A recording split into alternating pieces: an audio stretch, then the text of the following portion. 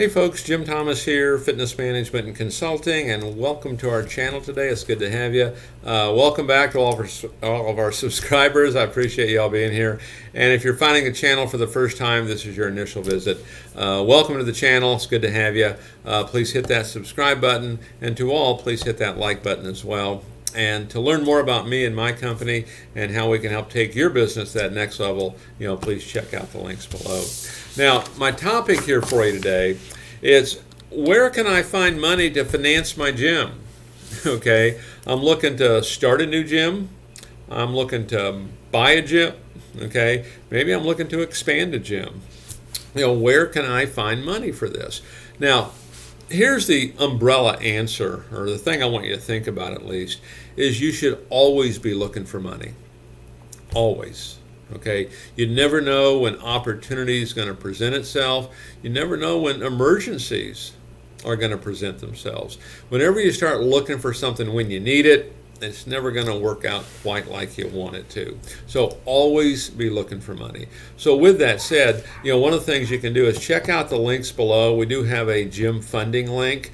Click that link. There's no cost or obligation to check into it or even to apply.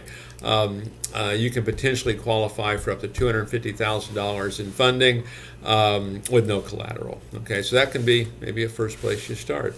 And so let's talk about a few of these, and you pick the ones, and maybe some of you have thought about these, but I would include everything. And how do we do it? But number one is personal funds. That's number one. Okay, personal funds. Now, if you cannot do that, great.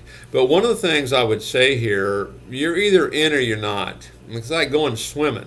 Okay, you're either going to jump in the water or you're just going to stick your foot in the water. Sometimes, you read stories about, some folks have a lot of success in business is, in a sense, they wanted to kind of burn the ships. They had no choice. They could not retreat. Okay, they could not retreat. When you have personal funds in there, you cannot retreat in most cases. Okay, so, there can be a case made to using personal funds. Okay. Next on our list, credit cards. Credit cards is a great source for folks. We've got a lot of folks that have done that. One of the things we want to make sure we do, on all of these, and kind of particularly when you kind of get into the credit card thing, is, don't let our debt become unmanageable. Don't let our debt become unmanageable. One of the things you don't want to do on this, it's okay, I think, to use credit cards. I've seen folks do them and do it successfully. Okay, but don't find yourself in a situation where one credit card is paying the debt of another credit card. You want to stay away from that and really budget this tight and really, get a plan back, to get that paid back. The next on our list, is friends and family, kind of a common one, right? And we've actually had a lot of success with this one, with a lot of social media marketing, because who you connected with on social media is friends and family. And we put out some good marketing pieces. This can be a great resource for you. And one of the comments too I would make when you're looking for money, one of the things that we have found to be beneficial is when you send out your business plan, people are looking at it. What I always like to do is ask for their opinion. Ask for their opinion. What do they think? Oh man, Jim, I love this idea. This is fantastic. Man, I wouldn't mind doing something like this, okay? Because when you ask for their opinion, everyone's usually happy to give that to you, okay? If you're looking for money, that's a different story. Start off by asking their opinion.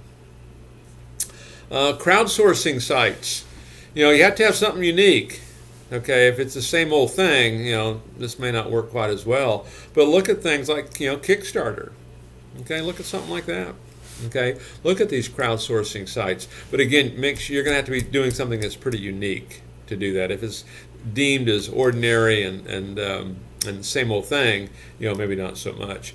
Some of the more common things, bank loans and SBA financing. Certainly. Okay. Now, one of the downsides to some of that, I know we talked to a lot of folks that do SBA financing, and they had to use their home as collateral for it, and so their home is constantly at risk.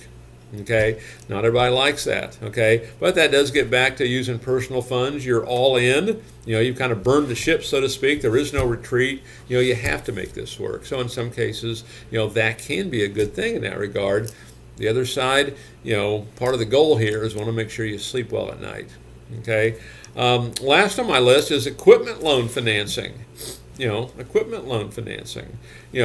I recommend that folks, for the most part, unless money is just not an object, is finance your equipment.